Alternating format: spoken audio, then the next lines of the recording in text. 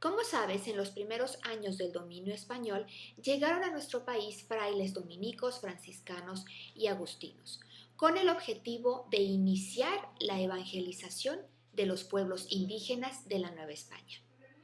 Ellos se infiltraron en los territorios ocupados, en los territorios conquistados, y al mismo tiempo que comenzaban a enseñar la doctrina católica a los habitantes indígenas, fueron también construyendo conventos.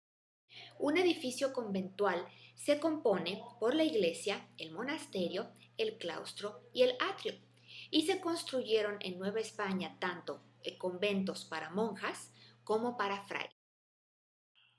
Ya para la segunda mitad del siglo XVII, la obra arquitectónica más importante de México eran los conventos de monjas.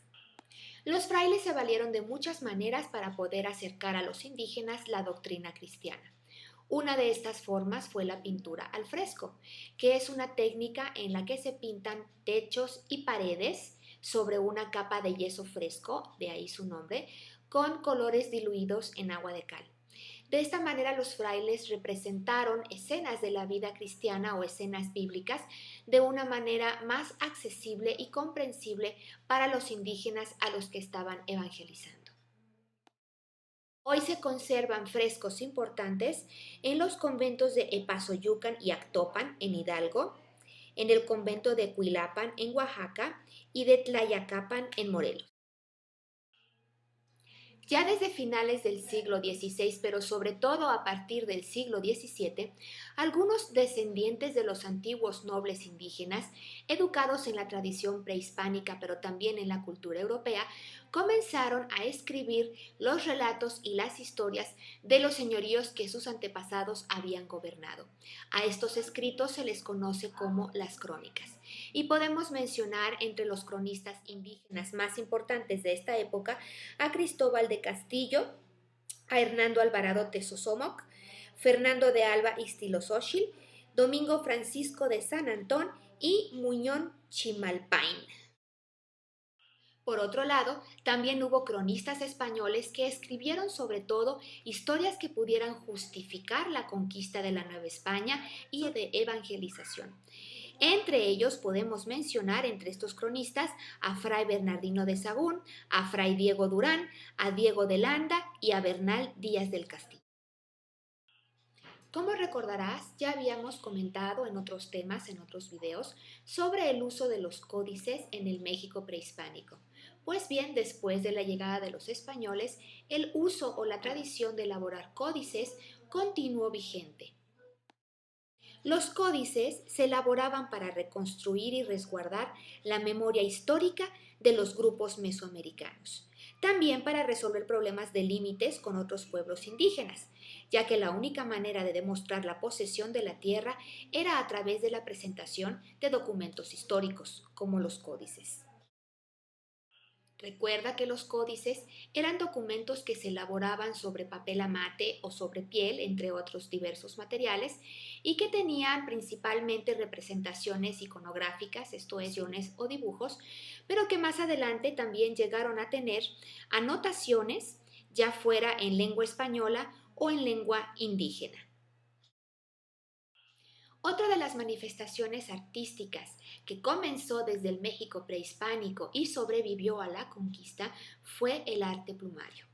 El arte plumario consistía en elaborar mosaicos con plumas de diferentes colores montadas sobre papel amate o sobre tela. Después de la conquista, con el arte plumario también se representaban escenas cristianas para adornar los templos. Hoy las mejores representaciones de arte plumario se encuentran en los museos de México y de mestizaje cultural, idioma, alimentación, vestido, costumbres e ideología. La forma de vida, la alimentación y el vestido cambiaron radicalmente gracias a este mestizaje cultural. Sin embargo, las diferencias entre las clases sociales permanecieron latentes. Por ejemplo, en la alimentación, los españoles y los criollos, que eran los hijos españoles nacidos en América, comían 5 veces al día una gran variedad de productos, tanto de la Nueva España como de Europa, entre los cuales podemos mencionar pan, diferentes tipos de carnes, frutas, chocolate, caldos, frijoles e incluso dulces. Pero por otro lado, los indígenas prácticamente nunca abandonaron su dieta, que estaba formada a base de maíz, frijol y chile. En la época colonial fueron creados diversos alimentos muy típicos y tradicionales de los mexicanos que perduran hasta el día de hoy. Como ejemplos podemos mencionar los tacos, las tostadas, los pambazos, el mole y el pozole. En cuanto a la forma de vestir, los misioneros introdujeron el uso de las camisas y los calzones a la usanza europea entre los indígenas y de las enaguas entre las mujeres. Sin embargo, los indígenas tenían prohibido utilizar el mismo tipo de ropa que usaban los españoles. La vida en la Nueva España giraba alrededor del calendario de las festividades cristianas y también de las costumbres familiares.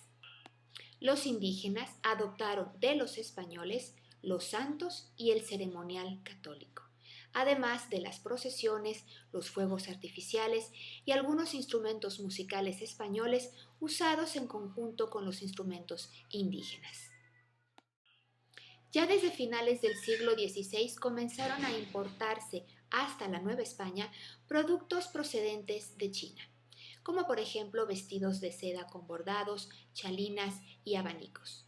Estos productos influenciaron también la producción que se hacía en la Nueva España, ya que algunos mercaderes comenzaron a imitar estos productos que eran tan gustados por otros hechos en la Nueva España. La influencia de la población negra en la cultura de la Nueva España es también indiscutible, sobre todo en lo referente a la música y a la danza. El jarabe, los sones y las danzas eran comunes en todo tipo de casas de la Nueva España, y también se introdujeron instrumentos de percusión de origen africano como la marimba.